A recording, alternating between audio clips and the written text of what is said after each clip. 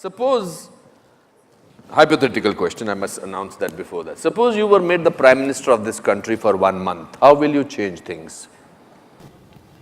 See, there are enough instruments in the democratic process. Making me or anybody a Prime Minister for 1 month is a cruel thing. Okay, for 5 years. Yes. So you admit that 1 month is not sufficient? No, because 1 month is a very cruel joke. It doesn't matter who comes to power for 1 month, he can't do anything in a nation as diverse as India.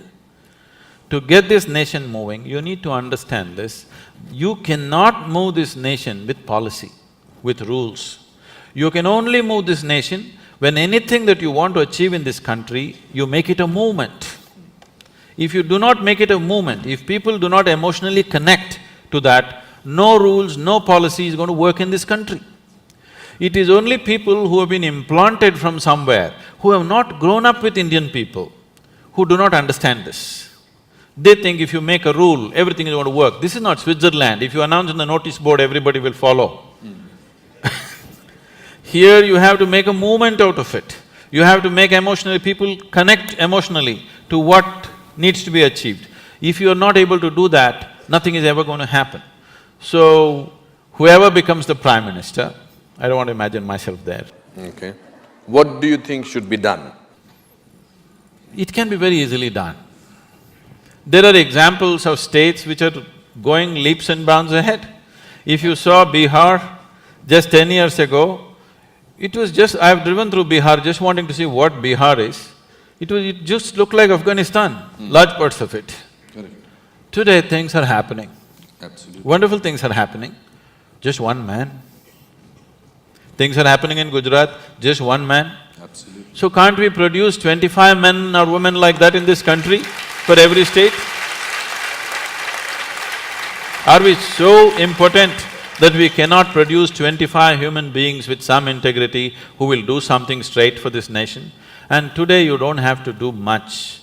India is sitting on a boom time.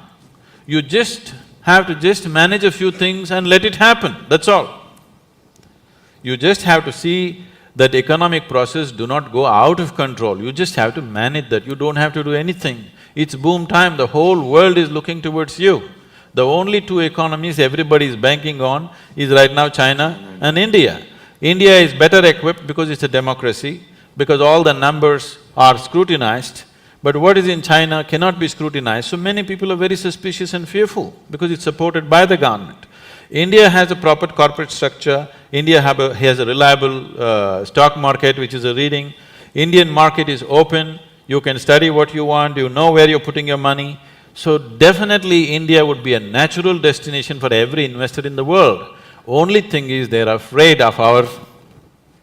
System. Corruption, not the system. They like our system. Our corruption… Corrupt system. System is not corrupt. Corruption. Corruption.